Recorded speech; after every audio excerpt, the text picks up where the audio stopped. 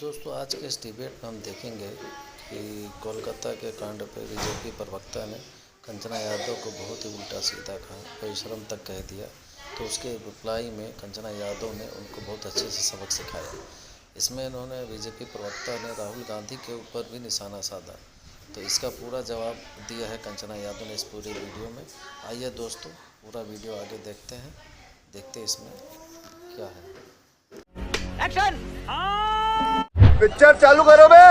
इनकी एक बात मुझे याद आई, पहले भी मैंने इनसे सवाल पूछा, इन्होंने कहा कांग्रेस के ऑफिस में सीसीटीवी नहीं था, मेरे साथ ये हुआ, मैंने वीडियो बनाई। ये पुलिस के पास नहीं गई, ये बीजेपी के पास गई। तू समझा? हाँ। तू समझा नहीं। मतलब जस्टिस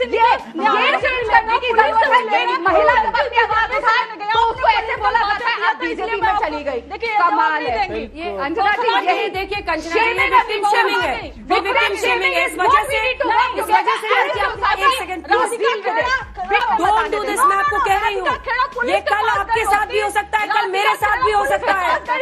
ठीक है, मत कीजिए ये काम, मत कीजिए। यही करेंगे, ये यही करेंगे। पुलिस के पास क्यों नहीं गई आप अपने लिए? ये आजादी उन्हें है, वो चुन सकती है उन्हें कहाँ जाना है। अच्छा आपको नहीं होती उन पे उंगली उठाने वाली। Don't do this. बीजेपी से this is victim shaming madam, justice मिलेगा। Victim shaming. इनको मैं इसीलिए नहीं गई पुलिस में ताकि आप जैसे लोग एक्सपोज हो कि कैसे आप लोग विक्टिम शेम करते हैं। नहीं, झूठ बोल रहा है। कैसे पार्टी के नेता बोलते हैं कि चुनाव है, घर पे जाओ, चुप कर जाओ। आप मत बोलिए, पहले बोलिए शेम ऑन ममता बनर्जी, फिर सवाल उठाइएगा।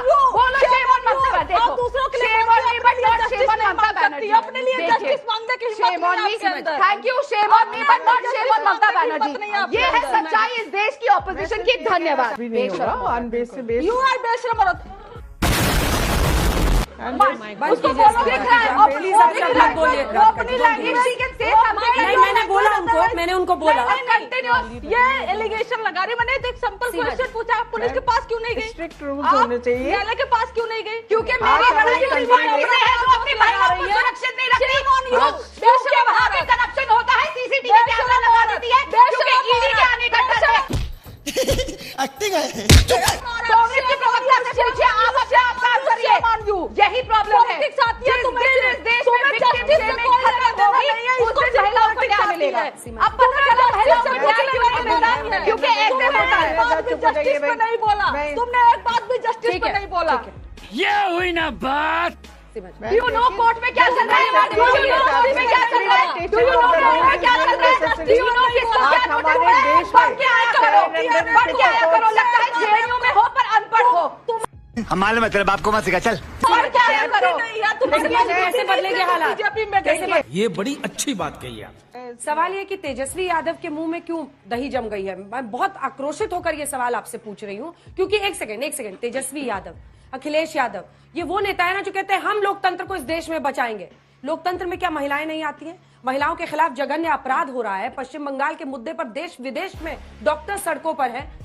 क्या बात है? और किसी को ममता बनर्जी का नाम तक लेने में दिक्कत हो रही है, कोलकाता रेप पर बोलने में दिक्कत हो रही है। इसकी वजह समझा दीजिए, हम आपके लिए ताली बजा देंगे। बताता हूँ।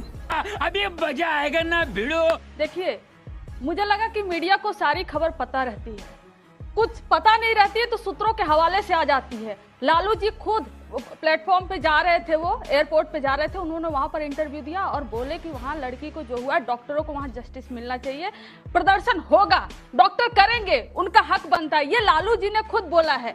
अब इससे बड़ा क्या आप सुनना चाहती हैं? लेकिन प्रधानमंत्री जी का मेरा प्रश्न नहीं सुना। नहीं, ये बीमारी राजनीतिक प्रवक्ताओं को भी हो गई है। चिल्लाइए मत।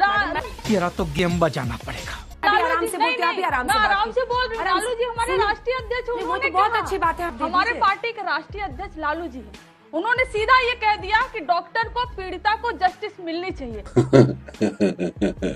लेकिन अगर आप पॉलिटिक्स आपको करनी है तो राबड़ी जी क्यों नहीं बोली, मिसा जी क्यों नहीं बोली, उनकी क्यों नहीं बोली, सिंगापुर से क्यों नहीं? आप पूरा कर लेंगे। आप मुझे बोलने दीजिए। राधिका जी, मैंने आपके बीच में नहीं इंटरप्ट किया था। लेकिन प्रधानमंत्री जी ने एक बहुत अच्छी बात की थी लाल किले से। उन्होंने बोला था कि जब पनिश किया जाए किसी कल्प्रिट को तो मीडिया को उतना ही दिखाना चाहिए। सही पकड़े हैं। दिखाना चाहिए कि चिन्मयानंद को छोड़ने की बात इन्होंने की है। दिखाना चाहिए आसाराम बापू को 7 साल में 235 दिन जेल के बाहर रखा गया। आशा राम रहीम को बाहर रखा गया, पैरोल पे पैरोल। अरे सुधरो रे अभी तो। उनको जितना जेल में नहीं हो आप उतना बाहर रख रहे हो। दिखाना चाहिए कि बृजभूषण शरण सिंह के खिलाफ जो लड़कियां गवाही देने वाली थी उनकी सिक्योरिटी को दिल्ली पुलिस ने हटा दिया। यह भी दिखाना चाहिए। बात तो सही है।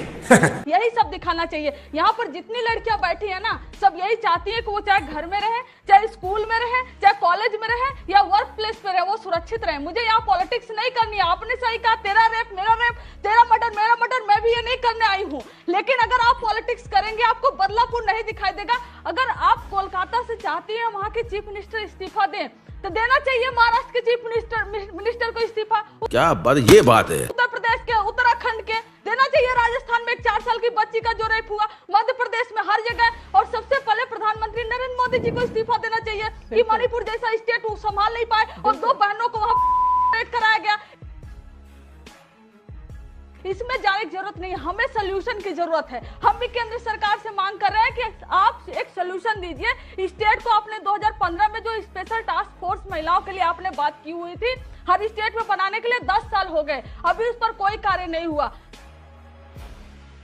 हमें वो सिक्योरिटी चाहिए, हम हर जगह सुरक्षित महसूस करें। मुझे इस पर पॉलिटिक्स नहीं करना है। सॉरी, छोटा सा जवाब, फिर मैं आप दोनों के पास तुलना करेंगी तो आपका भी एक सवाल मैं आप ही से पूछ लेती हूँ। आपने तेजस्वी जी को घेरा, नहीं बोले नहीं बोले। यूपी में हुआ, बिहार में हुआ, उत्तराखंड में हुआ, हर जगह। मोदी जी कितनी जगह बोले? I need answer. मैं बीजेपी, मोदी जी, अमित शाह जी, बीजेपी के अध्यक्ष जितने भी हैं, कितने लोग बोले? जवाब दीजिए। बहन डर गई, बहन डर गई, बहन डर गई। अयोध्या में होता है तो क्योंकि वो अखिलेश यादव की पार्टी No, से आते no, हैं तो गलत कुछ भी है। आपके बीच में नहीं बोली थी तो सुनिए, तो आप नहीं बोलेंगे। उन कन्नौज में होता है, आप नहीं बोलेंगे। जहां जहां आप लोगों को वो होता है ना कि आपकी सरकार नहीं, मिलती प्रश्न है जुलती कि तो नहीं योगी जी पूछेंगे। क्यों नहीं बोलते हैं? योगी जी एक्शन लेते हैं ना, हाथरस में क्यों योगी नहीं जी बोल रहे हैं? एक्शन लेते हैं। बुलडोजर चल गया। अच्छा, लेकिन हाथरस में तो आधी रात में बेटी को केरोसिन तेल डाल माँ बाप को बाहर रखकर, वो किसके राज में हो रहा था? तब योगी जी क्यों नहीं बोले? Good question. उसके बाद एक्शन लिया गया, एक्शन लिया गया ना अंजना जी, हुआ। मैं मानती हूँ कहीं ना कहीं कमी हुई, वो हुआ, लेकिन उसके बाद एक्शन लिया गया। हम अपने एक्शन से और अपनी जिम्मेदारी से पीछे नहीं हटते। ये सब दोगलापन है। बीजेपी के नेता हाथरस पे खुद से बोलेंगे? क्या वो पहुंचेंगे हाथरस? सवाल है ना, जब आप उधर उंगली उठा के पूछेंगे तो एक सवाल तो आपकी तरफ भी बनेगा। उन्नाव के तो विधायक को बचाया जाता है, बृजभूषण शरण सिंह के खिलाफ पार्टी में कोई बोलने को, आप उसके बेटे को टिकट दे दिया। बृजभूषण शरण सिंह ये मुंह से सुपारी निकाल के बात कर रहे बाबा। की आपने बात करी और उनके बेटे की टिकट की बात करी। बृजभूषण शरण सिंह की हमने टिकट नहीं दी, और अगर ये बात है कि उनके बेटे को टिकट दी गई तो इस हिसाब से इमरजेंसी लगाने वाली इंदिरा गांधी और सिखों के नरसंहार के जिम्मेदार राजीव गांधी के बेटे राहुल गांधी को भी सजा मिलनी चाहिए। फिर तो वो वही बात होगी। देखिए, हालात बिना मानसिकता बदले नहीं बदलेंगे। हम लोग यहाँ पर डिबेट में भी देख रहे हैं कि लड़ाई झगड़ा बहुत हो रहा है, लेकिन ये रियलिटी है। मैंने पहले भी बोला कि इस टाइम भी मेरी बेटी एक सिसक रही होगी। अच्छी बात कही आप। ये पूरे भारत की हर कोने की बेटियों का सवाल है। ये इंडिविजुअल किसी पार्टी के प्रवक्ताओं के सिर्फ राइट की बात नहीं है, उनके सिर्फ वोकल होने की बात नहीं है। बिल्कुल बदलेगा जिस दिन एक पायलट प्रोजेक्ट आएगा। कन्विक्शन पे हम काम करेंगे, लॉ एंड ऑर्डर पे काम करेंगे, गवर्नमेंट ये काम करेगी। पैरेलल इन्वेस्टिगेटिंग एजेंसी, आप एजेंसी को कैसे ट्रेन करें कि वो महिलाओं के खिलाफ एग्जैक्टली, लेकिन उससे ज्यादा जरूरी है, इन्वेस्टिगेशन ही नहीं होती। उससे ज्यादा जरूरी अंजना जी ये है कि निर्भया को हम बचा क्यों नहीं पाए, वो सबसे बड़ा क्वेश्चन मार्क है। और निर्भया को नहीं बचा पाए, फिर अभया को नहीं बचा पाए, बदलापुर की बेटियां। तो ये मानसिकता कहां पनप रही है? क्या हम उस मानसिकता पर चोट कर रहे हैं? कोई भी व्यक्ति, हमें ये नहीं पता होता, वो जो संजय रॉय है जिसको अरेस्ट करा गया है, क्या वो उस हॉस्पिटल में मूव नहीं कर रहा था? जब तक क्राइम नहीं किया था तब तक सबको वो सही लग रहा होगा, लेकिन वो मानसिकता लिए वो घूम रहा था। जुम करो। ऐसी मानसिकता लिए लोग क्यों घूम रहे हैं? क्योंकि एक सेकंड, क्योंकि अंजना जी प्लीज एक बार बोलने दीजिए, एक मिनट। अंजना जी, वो लोग इसलिए घूम रहे हैं क्योंकि हमारे परिवार में जो अपब्रिंगिंग हो रही है। प्लीज आप लोग एक minute. This is not going to protect. मैं मर्यादा रखिए, थोड़ी मर्यादा रखिए। देखिए अंजना जी, वो लोग इसलिए घूम रहे हैं क्योंकि हम जब बच्चों की परिवार में परवरिश कर रहे हैं, बिटिया को हम दे रहे हैं गुड़िया और बेटे को दे रहे हैं बेपन, बेटियों को दे रहे हैं घर की चार दीवारी, और जब वो निकलती हैं तो अभया जैसा अपराध होता है, जब स्कूल भेजते हैं तो बदलापुर जैसा कांड होता है। यही नहीं, अभी और सुनिए। जब वो बाहर कहीं बस में जाती है तो निर्भया जैसा अपराध होता है। पूरे सामाजिक ढांचे को बदलना होगा, किस बिल्कुल तरह से हम बदलना बच्चों की होगा। परवरिश कर रहे हैं उसको बदलना एक और होगा, व्यवस्था को बदलना होगा। जो पावरफुल है वो कैसे अपने ताकतों का गलत इस्तेमाल करते हैं महिलाओं को ऐसी परिस्थिति में पहुंचाने के लिए। Sexual harassment at work place, और शायद सबको पता था क्योंकि ये जो संजय रॉय है ये बॉडीगार्ड था इसी प्रिंसिपल का। अरे देवा, चुप साली, बकवास करती है हरामखोर, चीर के रख दूंगा। अच्छा बात नहीं है।